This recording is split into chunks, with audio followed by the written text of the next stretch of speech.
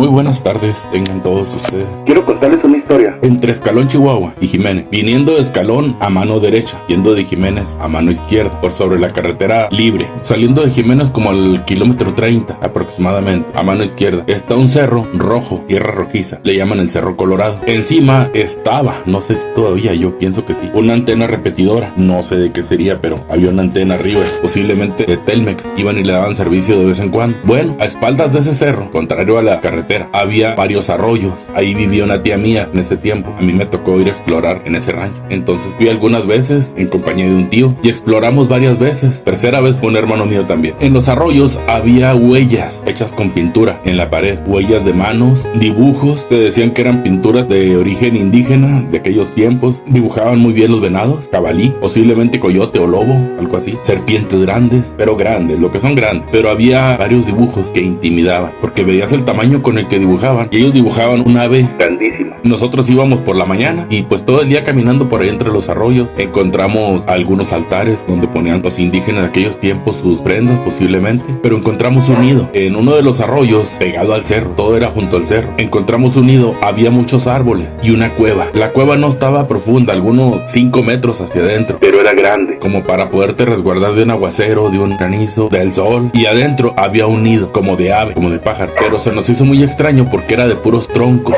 puras ramas grandes. Era muy grande el nido. Yo pienso que sí medía fácil unos 4 metros de diámetro. Y de alto posiblemente 1 metro. Pudimos ver ahí excrementos de ave, pero grandes. Pudimos ver cabezas de distintos animales, lógicamente sin carne, el puro hueso y algunas partes de esqueleto. ¿Qué tipo de animales eran? Pues la verdad no me acuerdo. Pero sí nos alarmamos por el tamaño del nido. Era muy grande. Ya habíamos visto las pinturas, entonces Que describen el canal de Yoito. pudiera ser que por ahí estuvieran más aves de esas. En esa región, cuando los transportistas atropellaban un animal, te decía que por la noche bajaban aves y se llevaban aquellos animales ya fallecidos. Llegaban y se los llevaban para devorarlos allá por los cerros. Ese tipo de animales no se quedaban a devorarlos ahí. Como que tenían cierto instinto que les indicaba que no era correcto o que no era prudente quedarse sobre la carretera. Yo anduve mucho tiempo por aquel rumbo en esas carreteras. Solo mi trabajo no era para traer compañía y algunas veces hasta de noche. En 2 veces me tocó ver algo, pero por lo oscuro del camino y por ir cuidando la carretera, la verdad no le puse mucha atención. No pude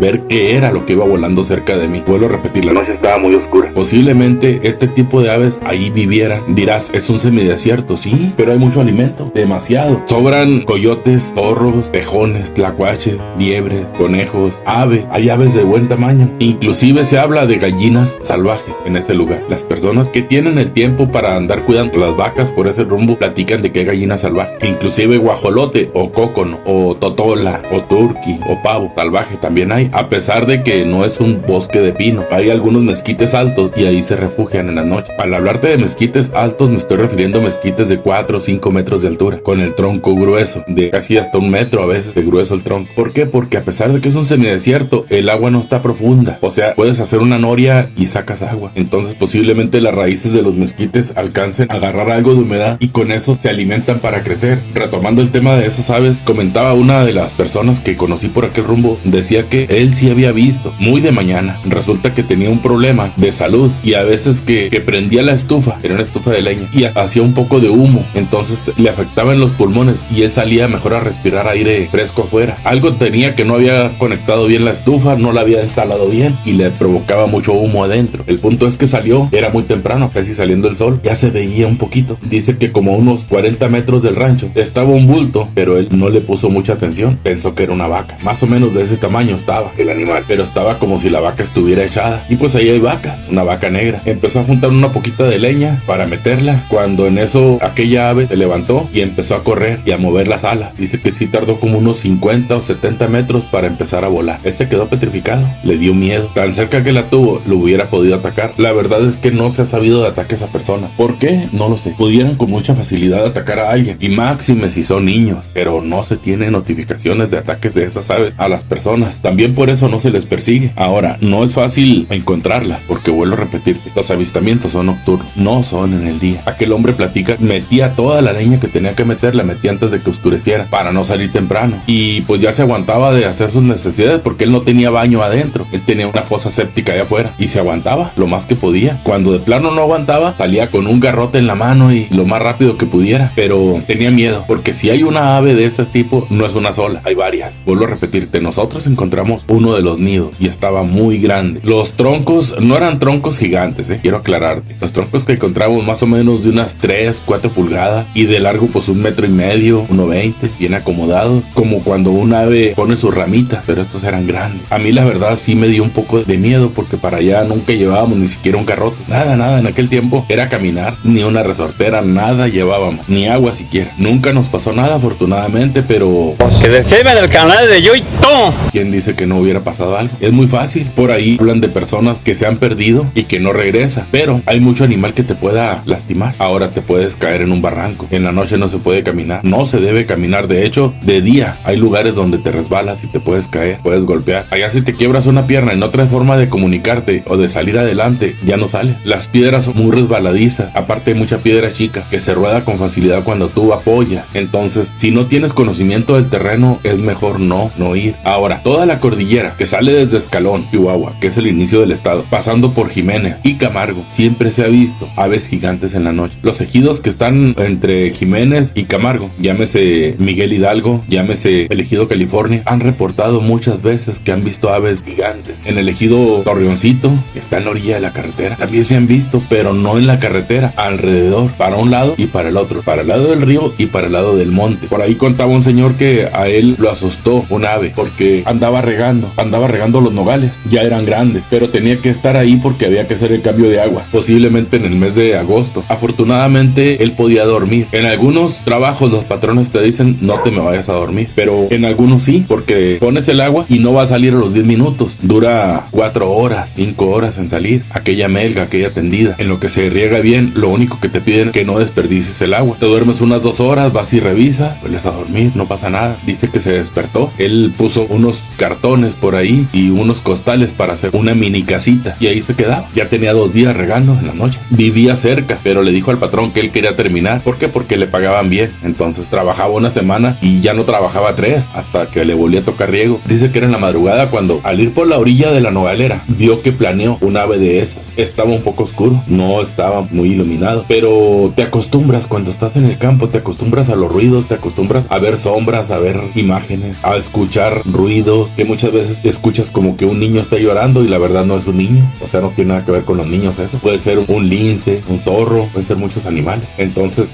Que describen el canal de Yoito. él siempre traía su pala, no la soltaba, porque la pala te sirve para trabajar, pero también te sirve de arma. Cuando vio aquel animal, dice que estaba grandísimo, pero él vio que no podía aquel animal meterse volando a la nogalera. Era imposible para un animal de ese tamaño meterse volando a buscarlo a él. Apagó la lámpara, por ahí se escondió. Aquella ave se paró cerca, pero nunca hizo por querer entrar a la nogalera. Podía haberlo hecho sin volar, caminando. Estaba muy alta. Dice él que estaba a lo mejor un poquito más alta que él y pues lógicamente más robusta, pero no, en ningún momento lo hizo, pero a él sí le dio mucho miedo. Aquella ave a lo mejor posiblemente con curiosidad por él, pero después de unos 20 minutos, muy angustioso, aquella ave se echó a volar. Igual, dice él que empiezan corriendo, con aquellas 2 patas corriendo y aleteando, y después de varios metros, que son algunos, empiezan a levantarse, que son muy pesadas para volar. En la Sierra del Diablo, de Escalón, siguiendo las vías, más o menos como unos 40, 50 kilómetros, y luego ya te metes a la izquierda con rumbo a Hércules, Coahuila. Por allá está la famosa Sierra del Diablo, por allá está un cenote, aunque no lo creas, un cenote que se llama El Hundido. Antes de que me critiques, métete a YouTube y métete a Google, nada más ponle cenote El Hundido y te vas a dar cuenta que sí existe un cenote en el desierto. Bueno, por ese rumbo se han visto mucho este tipo de ave, muchísimo. Platican de que allá sí las han visto en grupos de 2, de 3, inclusive hay personas que las han visto de día y siempre cuentan la misma historia. Hay vaqueros que las han visto en las mañanas, nunca a mediodía, nunca a mediodía. Las han visto temprano, más tardar las 8 o 9 de la mañana, y en la tarde, poquito antes de que salga el sol, las han visto otra vez. Se paran arriba de los postes. Hay unos postes que son durmientes del ferrocarril, que cuando ya no les sirven, ferrocarrileros anteriormente eran de madera, una madera cuadrada, y los ganaderos se los compraban baratos para poder hacer su cerco. Lo enterraban y quedaba un poste posiblemente de unos 2 metros parado, y más lo que estaba enterrado. Bueno, en ese tipo de postes se paraban. Platicaban los vaqueros que las llegaron a ver, que cuando aquella ave ya hacía calor, como que ya no aguantaba el calor porque son negras, brincaba de ese poste y empezaba a correr y a aletear. Igual algunas les tomaba hasta 100 metros para poder despegar. Dice que están muy pesadas, que no son de las que luego de ahí mismo brincaban y a volar. No podía. Es una de las características que tiene. Posiblemente también por eso cuando llegan a la carretera no se quedan, ¿sí? Yo quiero suponer que van planeando y le tiran el agarrón al animal para llevarse. Es decir, no bajan por completo porque se les dificultaría despegar. Esa es la característica que mucha gente le ha notado. Inclusive en la zona de Indé, Durango, allá del municipio de Santa María del Oro, Durango, se hablaba de águilas de ese tipo. Hace 20 años yo estuve por allá y la gente de aquellos ranchos, Rancho Nuevo, La Gallega, San Cristóbal, platicaban de que habían visto águilas muy grandes. Ellos decían que eran águilas. Yo les pregunté que qué tan lejos las habían visto. Dicen, no muy lejos,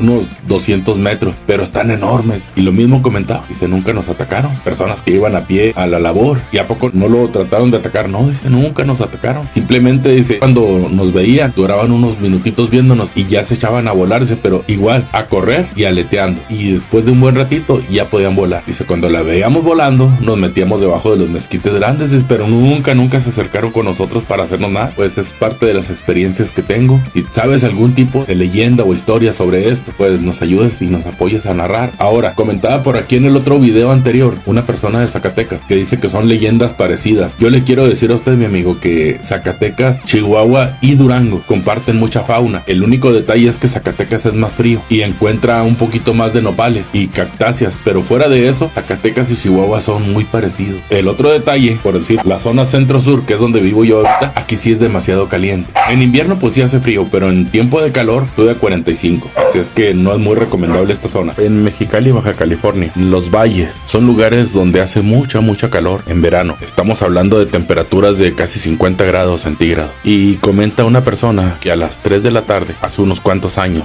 es reciente esto, por ahí pasó un video en YouTube, dice él que iba caminando cuando vieron una sombra. Ellos iban por el camino, una sombra, pero duró mucho en pasar esa sombra, y voltearon a ver, era una ave negra muy grande, de más de 10 metros de largo. Dice que les dio miedo, iba muy despacio, y después de que aquella ave pasó, pues patitas para qué las quiero, a correr. Esto significa que sigue habiendo avistamientos. Gracias a Dios este hombre sí tuvo el valor de Que describen el canal de Yoito. de ante un celular, de dar la cara y decir, yo vi esto, yo vi lo otro, pero la mayoría de las personas no quieren. Tenemos relatos de personas que las han visto, pero he batallado para contactarme con ellos. Posiblemente en estos días pueda verlos por las fechas de la Semana Santa que vienen de visita. Algunos están en Estados Unidos, pero va a ser difícil que quieran testificar, pero si lo hacen con todo gusto, les vamos a pasar los relatos. Por ahí se decía que algunos de ellos tienen inclusive fotos de esas aves, que no las han querido hacer públicas por miedo al ridículo, pero yo digo que lo mejor es ser honesto, y si yo vi algo y nadie lo ha visto, pues qué bueno. Lo importante es cuando tengo fotos, cuando tengo un video, cuando tengo en qué respaldarme, porque hay mucha gente que nunca se respalda en nada y sube videos, y esos videos pegan, pero son puras mentiras. Nosotros tenemos muchas narrativas de La Llorona. Allá donde yo vivía se escuchaba todas las noches, yo me la encontré en la calle muchas veces, pero no es el tipo de relatos que yo quiero traer. O sea, no es el tipo de historias, vamos, del hombre sin cabeza, de aparecidos, de esto y lo otro. No es el tipo de historias y leyendas que yo quiera traer. Los relatos que nosotros queremos traer son un poquito más de fauna, un poquito más de eso. Alguna fauna no documentada, alguna fauna que pudiera ser que sí esté documentada, pero la mayoría de lo que nosotros narramos no. Y no que toda sea desconocida. Por decir, los cocodrilos, los pulpos son muy conocidos. El problema es que están saliendo donde el lugar que no es de ellos. Y hay relatos donde parece muy imposible, por decir osos. La gente dice, no hay osos. Oye, pues entonces tampoco es jabalí ni puma. No los ves. ¿Cómo me puedes decir que esos sí existen si esos no los ves tampoco? El lince. Aquí hay mucho lince. Inclusive, aquí en la región han visto panteras negras grandes. Te tengo una noticia. Aquí existe el leopardo y existe el jaguar. En poca medida, pero sí existe. Y ellos, cuando les llega cierto tipo de melanismo, se ponen negros. Esas son las famosas panteras. El relato le ocurrió a un ex compañero de trabajo y amigo, Jorge Ochoa, cual me comenta que tuvo esta experiencia con este ser que para mí es un ser sobrenatural. Pasamos a la historia. Él comenta que era una noche muy fría y que él estaba en el Chorizo de Ejido, Nuevo León. Él estaba jugando maquinitas en un puesto y que dice que se le hicieron las 11 de la noche y que él tomó camino rumbo a su casa y tenía que pasar por este dren al cual estamos arribando en estos momentos. Lo que él comenta es de que pues salir caminando por este dren, que no había avanzado ni una cuadra cuando pudo notar, había una especie de perro que le pareció un perro que estaba parado a un lado del dren, pero que este perro se miraba muy grande y muy gordo. Dice que le entró la inquietud porque miraba como un perro bravo y que pensaba que lo iba a ladrar.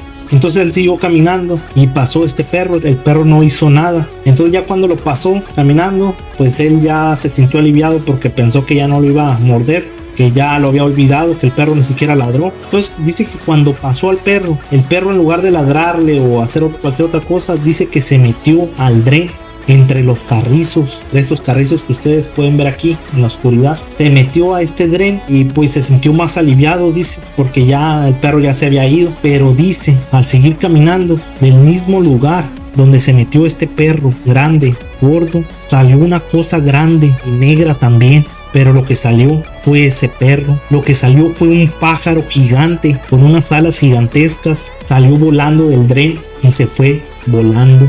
Y dice que él salió en friega de ahí, pues era un pájaro muy grande y pues le entró miedo. Así queda su testimonio. Y tuvo este encuentro y pues salió corriendo despavorido de ese lugar. Y pues aquí queda el registro de que de otro lugar donde fue visto este increíble ser, donde ya lo han visto como en el Heriberto Jara, en un rancho en los algodones, los eucaliptos, allá muy cerca de la colonia Hidalgo en la ciudad de Mexicali. El testimonio que ya les platiqué, lo han visto en el Indiviso, lo han visto pues en muchos puntos que ahorita no recuerdo, pero por ahí tengo anotados. Lo han visto en la Progreso, también lo han visto, en el Centinela lo han visto. Y pues es no solo uno de los lugares donde ahorita en este momento me llegan a la mente, pero ahí tengo varios lugares ahí anotados en mis archivos donde he visto, y esperamos que muy pronto podamos visitar todos estos lugares para impregnarnos de las historias reales de seres sobrenaturales, criaturas de nuestro municipio de Mexicali.